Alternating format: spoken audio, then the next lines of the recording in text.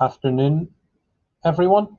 So thank you for coming along to this demo. I'm going to invite Leo from Graduateland to join me on stage here. Leo, do you want to switch your camera and microphone on? So thank you to you guys. Thank you for sponsoring the conference. And at Queen's, we've been using Graduateland for the last year. Plus, we did our October fairs in it. It's a superb platform. So it has really served us well as a dedicated recruitment platform. So this session is for you to talk through with the delegates how to use the platform. So over to you to screen share, talk through, and then chat and QA if we have time. So kind of keep this to 15 minutes if we can, so people can get lunch before the next session, and then they can pick up questions and stuff like that outside of that. So over to you, Leo.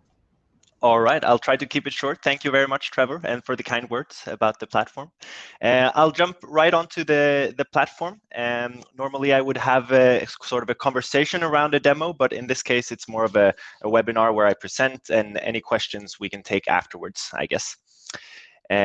All right, so what I'll do is I'll show you the platform from 3 different perspectives. So firstly, it's the students' perspectives or the participants of the fair. Secondly, I'll go into the recruiter view, so the companies or the recruiters' experience of the platform. And then lastly, the kind of back office organizer view, the features that you as organizers are able to use on the platform.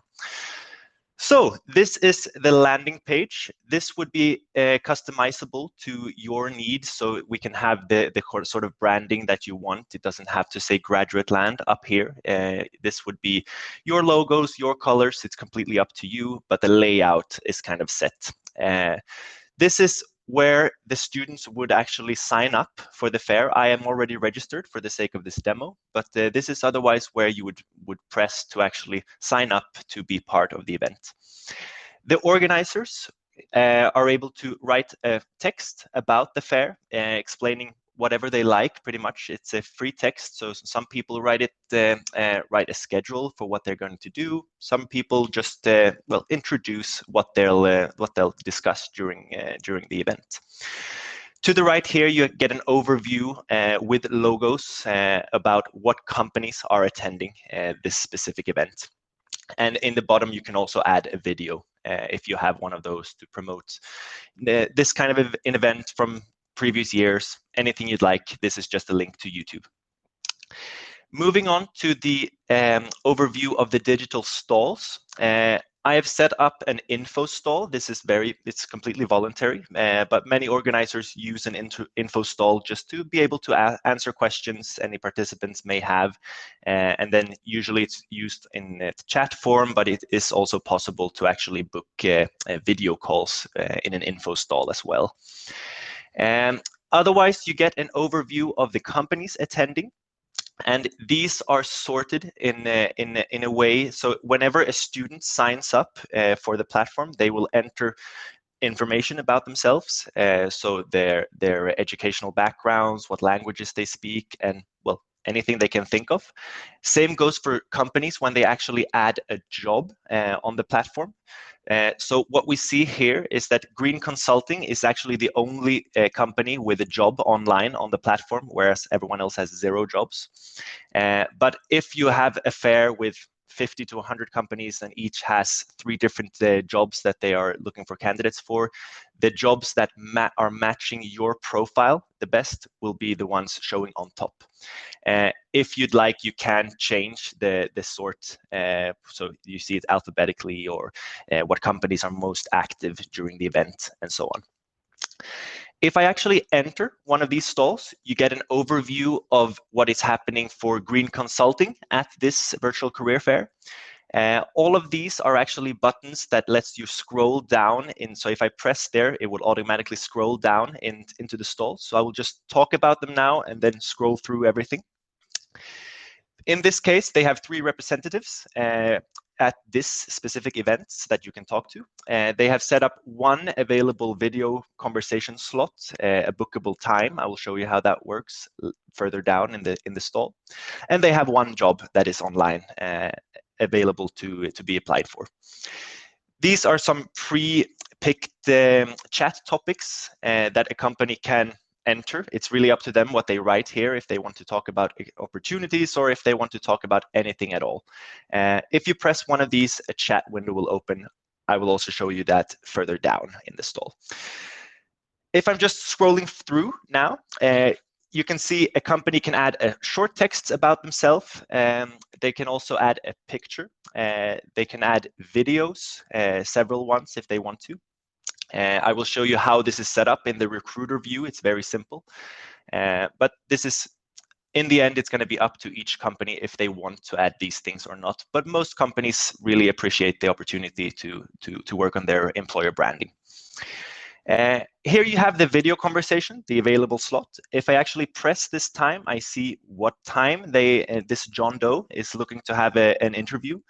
And if I confirm this time, what happens now is that I've sent a video, a booking request to John Doe that he will either have to accept or deny, depending on my profile as a student. Whenever I've done something like this as a student, so if I've requested a video conversation or expressed interest in a presentation or anything like that, you have your own individual day planner here to the right. So you can actually plan your event in detail for months ahead of the event if the platform is just set up. And as you can see here, it's pending approval now. Once it's approved, this will turn dark blue and a Zoom link will be generated here on the platform at 5 o'clock. Below here is where you would have the same kind of feature as a video conversation where it's one-to-one, but below it's a group conversation. So we call it breakout rooms. Also Zoom integrated. It's not possible to show you in a demo like this because I would actually have to enter the call. But it works like that. So you set a start time and a finish time, and then it's really up to the company what they do during that time. If they want to have a workshop or a quiz or just a live Q&A, anything at all, it's Zoom. It's their own creativity that sets the limits, pretty much. Below that, the company can add a longer text about themselves. Again, this is a great opportunity for their employer branding, which is usually very appreciated. Then we see the job that you can actually apply for. If a student actually presses this job, it will count as an application on the data that we gather from the site. So they will actually be redirected to Green Consulting's page where you would actually finally apply for this job. Here you see the representatives. Very easy, you just see the pictures. We usually recommend that they use a picture. We see a higher engagement for those kind of representatives. And then you see the chat topics. If I actually press one of these, a chat window will open, and then I can choose to use one of our pre-written openers, or you can write anything you want to just initiate a chat. Once a chat has been initiated, you can go back to the stall or back to a different company and do whatever you'd like in the event. Once it's been answered, it will show up here in your little inbox. And it will also show up in your email if you have already logged out of the event. Lastly, a company can also upload relevant documents. It's completely voluntary, but they would appreciate the opportunity. If I go back to the actual overview of the stalls, here you would also see the overview of all the jobs. I'm not going to show you that now. It's just this one job in this case. But if you have hundreds of jobs, you can actually sort them by full-time, internship, whatever you're after as a student. And then we have the tab for live presentations. In this case, hold on, sorry. In this case, it's a pre-recorded one. This is just a link to YouTube. But if it's a live presentation, it would be a webinar streamed via YouTube on the platform, where the participants have the ability to actually ask questions in chat form. This is where you would do that. And then the other students that are actually looking or listening to this presentation, they will be able to vote for the questions that they deemed relevant. So in the end of a presentation, normally the presenter would answer the 5 to 10 most upvoted questions, just to keep it relevant. I will move on to the recruiter view, just to show you that kind of experience. As you can see, there is a notification here on my chats. This would be my chats. First of all, disregard this red banner. It's because I'm logged into multiple accounts, so this would not show up if it's a normal recruitment event. Here you would see the topic that I'd like to talk about. If I now want to claim this chat, I'm logged in as John Doe, I can do so. Or if I would like to delegate it to a colleague, that's fine too, if they have more time or if they know more about the specific topic that the student has chosen. Once it's been claimed, it will show up here in my chats, and then you can use it any way you want, basically.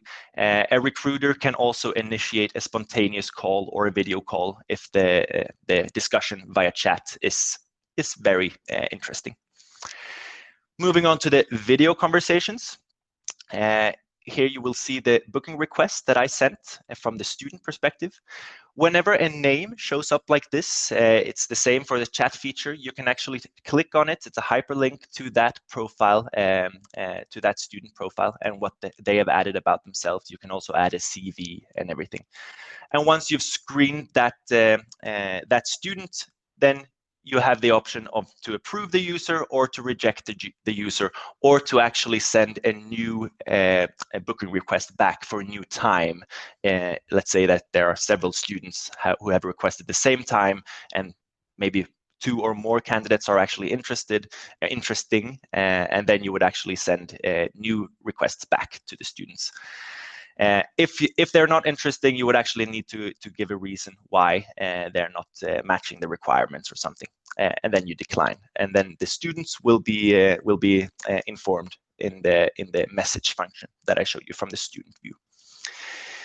Stall settings. If I actually go into the to set up a stall, as you can see, it's an identical view to the ones that the one that you saw from the student view. The only difference are these edit pens in the corners. So if you want to change the background picture, you would just press this pen, add a new picture. If you want to change the topics, these changes will be instant. So if I change this to a 1 and press save, you will see it right away, the way that a student would experience your stall. And the same thing goes through the entire stall. So if you want to change the videos, you would just enter new links to YouTube. It's very simple to set everything up. Moving on to this online talent, we have a sourcing tool. So first of all, this is kind of general statistics of how it's going on the fair, how many are logged in and so on. But this tool, this sourcing tool, is pretty much a headhunting tool. So for the exhibitors that have lower activity in the stall, so with less chats, with less booked video conversations, then they're just passively waiting for students to come to them. If that doesn't happen, which is mostly the case in every event, that the less well-known brands are struggling to have the kind of activity that they're after, then they can actually be more proactive in the recruitment. So they can firstly see an overview of all the registered participants, and if they'd like to filter, and if they, for example, are looking for someone who speaks specific languages, so let's say if we go for Afrikaans and Arabic, we can see that here we have a candidate that is actually matching our requirements. So let's send him a message, or let's book him in for an interview, the other way around. And the companies who actually use this tool, they will have a great experience of the fair, even if they weren't actually approached by the students in terms of the recruitment that they will actually get out of it. Live presentation tab, this is where you would answer, where you would see the questions that I mentioned in the student view, and this is where you would actually have the presentation. So it's streamed via YouTube, and once you've answered the question, you can actually just let everyone know that this has been taken care of. Let's move on to the next one, so on. All right, I'm going to try to keep it short. I'm heading into the last perspective now, so the back office view for the organizers. This is the landing page. Very simple to set up. If I just press edit here, it's 4 different stages that you need to go through pretty much. Time of the event, the text of the in the front page, the video, and everything, and then you can choose if a registration is required or how much is required. Do they need to add a CV and so on? Very simple steps to go through to actually create the event. If you press onto companies, here you will get an overview of all the exhibitors. And what's good about this is because if you, a few weeks before the event, if you look at this view and see that, okay, half of the exhibitors have not finished their digital stalls, then you can actually get to see here how far they have gotten. So in this case, it's only one company that have actually started building the stall in this demo. But you will get an overview, and you will be able to communicate to those specific exhibitors that, all right, now it's time to start adding some content to your digital stall. You would also have the option to enable or disable the different features for each company. I know many of the organizers use this as well justification to offer different kind of pricing packages to exhibitors. So if they have breakout rooms, the group call feature, they might actually want to need to pay more than the ones who don't have it. If I go on to the live statistics, this is where you, as the organizers, will be able to follow how it's going right now on the fair. So in this case, the most important thing I'd say is to have a look at how it's going for each company. So the number of stall visits and the number of conversations for those exhibitors. And if you see that let's say the bottom 5, they are really struggling with getting the traction that they want, or the contact, the engagement that they want from the fair, then you can actually guide them into that sourcing tool, the headhunting tool that I showed you in the recruiter view, which will be very appreciated for the smaller companies. Other than that, you get some general statistics of where the students are from, what they're studying, and everything like this. You can export this to an Excel sheet, but if you'd like, we also do offer this in report form, but this is actually something that you pay for after the event in that case. I guess that is the general overview of the platform. It was very quick now. If anyone is more interested in hearing some of the features in more details, or if you have any questions, feel free to reach out and we'll schedule in a proper demo where we go through everything more in detail, maybe focused on the features that you are really interested in.